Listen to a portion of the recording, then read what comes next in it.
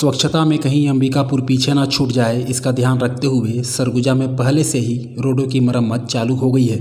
इतना ही नहीं, यहाँ के नगर निगम आयुक्त ने खुद गाना लिखा ताकि इस बार अंबिकापुर में एक नए एंथम के साथ नई शुरुआत की जाए।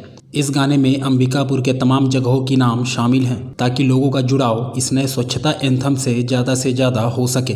दरअसल अंबिकापुर शहर में लोगों को स्वच्छता के लिए जागरूक करने के लिए नगर निगम कमिश्नर ने गीत लिखा है। इस गीत को शहर के गायक द्वारा गाया गया है। इस गीत को नगर निगम महापौर अजय तिर्की, सभापति अजय अग्रवाल, लोक निर्माण विभाग के प्रभारी व श्रम कल्याण बोर्ड के अध्यक्ष शफी अहमद, नेता प्रतिपक्ष प्रबोध मिंज, वरिष्ठ पार्षदों ने संयुक्त रूप से विमोचन किया। इस गीत का मुख्य उद्देश्य कचरा प्रबंधन कार्य में लगी महिलाओं को प्रोत्साहित करना है। इसके साथ ही यह गीत शहर के स्वच्छता को बरकरार रखने में जागरूक भी करेगा। अब अंबिकापुर शहर के स्वच्छता दीदियों के द्वारा निकाले गए स्वच्छता वाहनों में यह गीत बजाया जाएगा। स्वच्छता सर्वेक्षण का 2021 का हमने एक प्रकार से आगाज़ कर दिया है। जो हमारी तैयारी जो हम स्टार्ट किए हुए हैं, उसी तारतम्य में हमको ये लगा कि हम क्योंकि लास्ट टाइम जो जिसमें कमज़ोर थे वो था हमारा जो पब्लिक फीडबैक, पब्लिक से जो कनेक्टिंग है वो थोड़ा सा हमारा हल्का सा कमज़ोर था, इससे कुछ अंक हमारे कटे हुए थे। इसी को दृष्टिकोण रखते हुए जनता तक पहुंचने के लिए हमने एक गाना तैयार किया हुआ है, जिसमें जो है हम मुख्यतः हम शहर के विभिन्न एरिया को लेते हुए और साथ में स्वच्छता दीदियों को लेते हुए हमने यह गाना तैयार किया हुआ है। क्योंकि इसको मैंने इसको लिखा है और उसके बाद फिर इसको यहीं के जो हमारे गायक हैं जो वही मुंबई में सेटल्ड हैं, स्वप्निल जायसवाल जी, उनके द्वारा गाया हुआ है। काफ़ी अच्छा गीत तैयार हुआ है और मुझे इस उम्मीद है कि यह पूरे शहर वासियों को भी पसंद आएगा और लोगों से एक कनेक्टेड हम निगम की ओर से हम रहेंगे, ताकि आगे आने वाला जो स्वच्छता सर्वेक्षण है उसमें हम पार्टिसिपेट भी कर सकें और हमारे स्वच्छता में जो हमारा नाम अंबिकापुर का बना हुआ है वह लगातार बना रहे। शंकर घाट से जब सूरज निकले, ये एक मेन इसका कॉन्सेप्ट वही है कि हम अंबिकापुर को ही हम करना चाह रहे हैं। तो क्योंकि गाने का टोन हमने यहीं बैठ के बनाया भी हुआ है और स्वप्निल जायसवाल जी ने जो स्टूडियो में गाया है, बहुत ही सुंदर गाना है और मेरी के मन में भी और आपके आसपास पूरे एरिया में यह गाना गूंजे। सरगुजा जिले के कतकालों के लगभग 70 ग्रामीण आज कलेक्ट्रेट पहुंचकर गांव में बन रहे गौठान को दूसरी जगह बनाने की मांग की। सरगुजा जिले के कतकालों के लगभग 70 ग्रामीणों ने आज कलेक्ट्रेट पहुंचकर गांव में बन रहे गौठान को दूसरी जगह बनाने की मांग की। ग्रामीणों का कहना है कि शासन प्रशासन द्वारा नरवा, गुरवा और घुरवा बाड़ी की योजना के तहत दरिमा के कतकालों में जिस जगह गौठान बनाया जा रहा है, उक्त भूमि में वह 1961 से काबिज हैं। इसलिए गांव में बनने वाले गौठान को दूसरी जगह बनाया जाए। इसी मांग को लेकर ग्रामीणों ने कलेक्टर को ज्ञापन सौंपा है। वही मांग पूरी नहीं होने पर आंदोलन की चेतावनी भी दी है। हमार जो कब्जा वाला जमीन में घुरवा बुढ़वा बना थे तो हमन वाला रोकथाम करे बर आए हैं।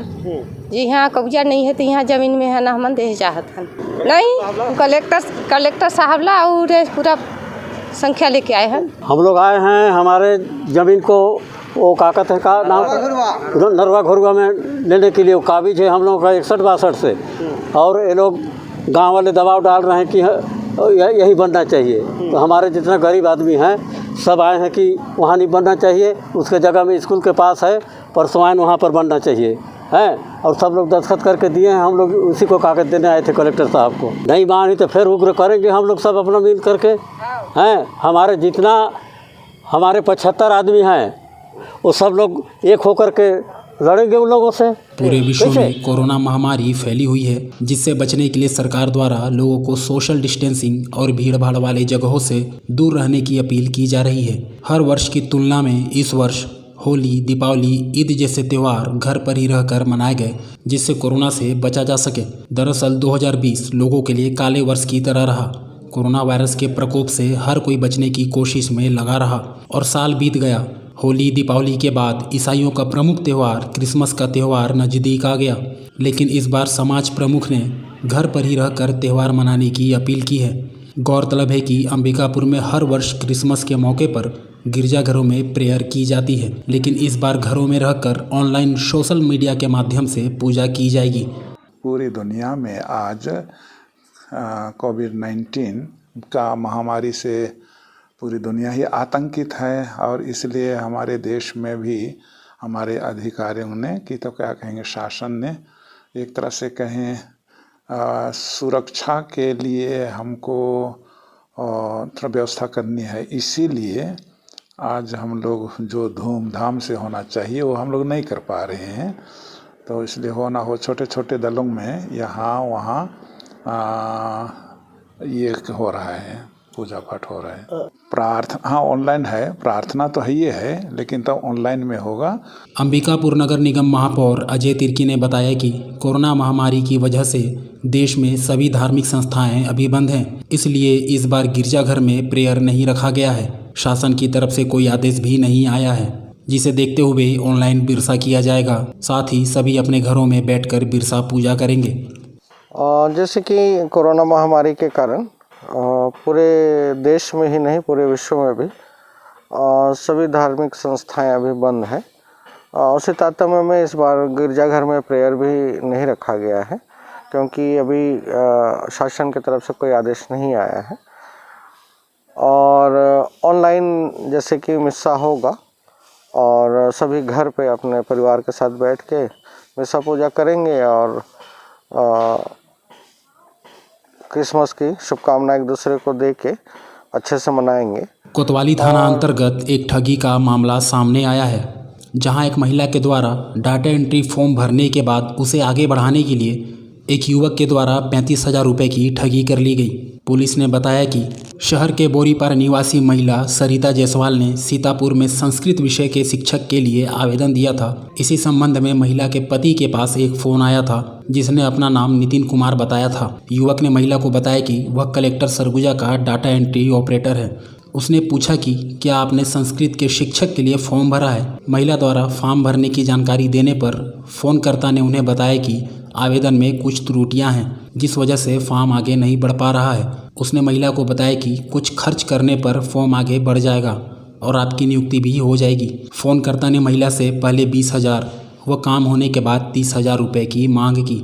युवक के झांसे में आकर महिला ने सूरज कुमार के नाम पर दर्ज खाता नंबर पर पहले 20,000 व पुनः 15,000 डलवा दिए। पैसे मिलने के बाद नितिन ने महिला को एक नियुक्ति पत्र भी प्रदान किया, लेकिन उस नियुक्ति पत्र में किसी का सील नहीं लगा था।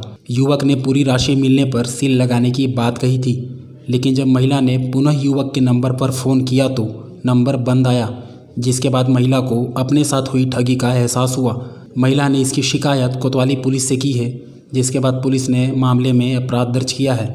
जी, अभी 2 दिन पहले बौरीपारा निवासी एक प्रार्थिया द्वारा रिपोर्ट दर्ज कराया गया कि उनके मोबाइल नंबर पे एक अज्ञात व्यक्ति का फ़ोन आया, जो अपने आप को कलेक्टर कार्यालय का स्टाफ बताया और वो बोलने लगा कि आप सीतापुर में जो आवेदन की हैं भर्ती के लिए, उसमें आपका फार्म रुक गया है और उसमें आपका सिलेक्शन हो गया है और उसके लिए आपको कुछ पैसे खर्च करने होंगे, तो आगे बढ़ जाएगा और आपका चयन भी हो जाएगा।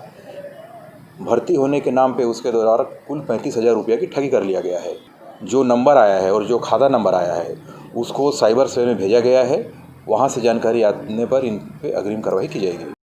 केंद्र सरकार के कृषि कानून के विरोध में किसानों का प्रदर्शन 28वें दिन भी जारी है और किसान दिल्ली की तमाम सीमाओं पर कड़कती ठंड में भी डटे हुए हैं। किसानों ने आज किसान दिवस के मौके पर सुबह से शाम तक उपवास रखा है। इसके साथ ही किसान संगठनों ने आंदोलन तेज करने का ऐलान किया है, जिसका असर अंबिकापुर में भी दिखने लगा है। सरगुजा के अंबिकापुर में किसान दिवस पर ग्रामीण क्षेत्र के किसानों ने नए कृषि कानून के विरोध में 1 दिवसीय उपवास रखा, जिसका सरगुजा कांग्रेस कमेटी ने समर्थन किया। किसानों के समर्थन में बैठे श्रम कल्याण बोर्ड के अध्यक्ष शफी अहमद ने बताया कि भारत सरकार ने 3 किसान विरोधी बिल पास किए हैं। किसान ठंड में दिल्ली की सड़कों पर बैठे हुए हैं, लेकिन सरकार उनके पक्ष में नहीं, विरोध में फैसला कर रही है। भाजपा द्वारा लोकतंत्र को कुचलने का प्रयास किया जा रहा है।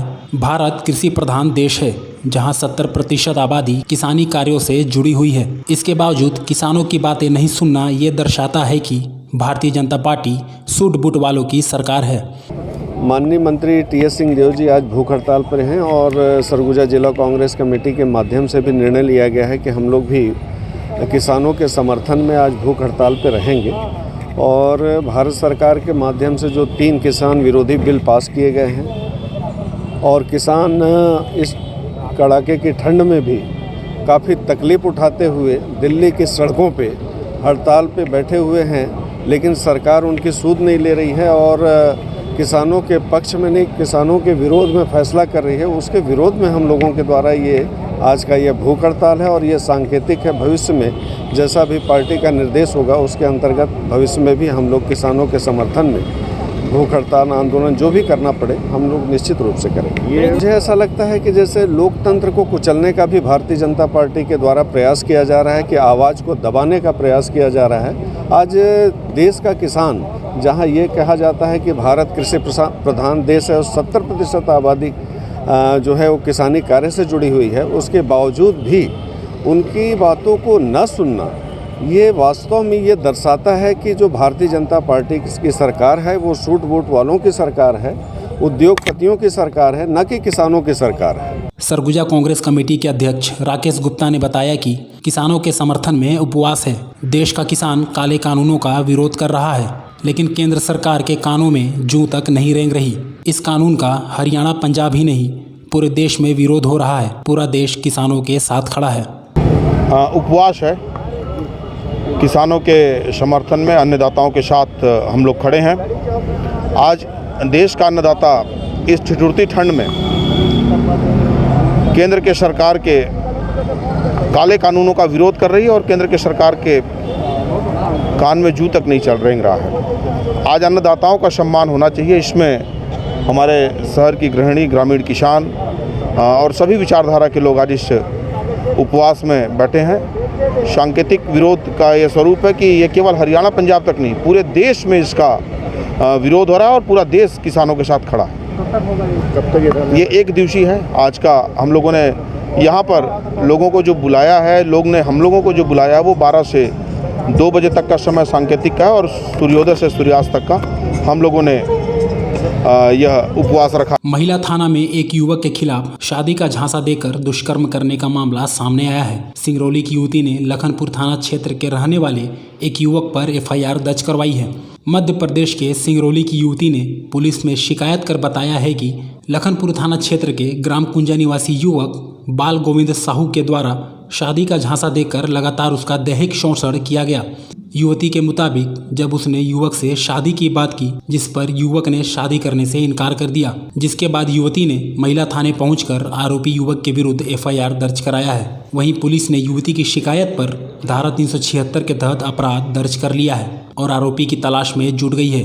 फिलहाल आरोपी अभी फरार चल रहा है, जिसे पुलिस जल्द ही गिरफ्तार करने का दावा कर रही है। ये यहाँ पर एक सिंगरौली के रहने वाली युवती हैं, उन्होंने अपराध पंजीबद्ध कराया है कि कोरजा जो लखनपुर थाना क्षेत्र का एक गांव पड़ता है, वहाँ पर रहने वाला आरोपी है बाल गोविंद साहू, वो उसके साथ लगातार दैहिक शोषण करता आ रहा है और शादी करने से इनकार कर रहा है। तो उन्होंने एफआईआर दर्ज कराया है। हम लोगों ने 376 का अपराध पंजीबद्ध कर लिया है। अभी हम आरोपी की तलाश कर रहे हैं, मिल नहीं पाया है, जल्दी हम उसे गिरफ्तार कर लेंगे।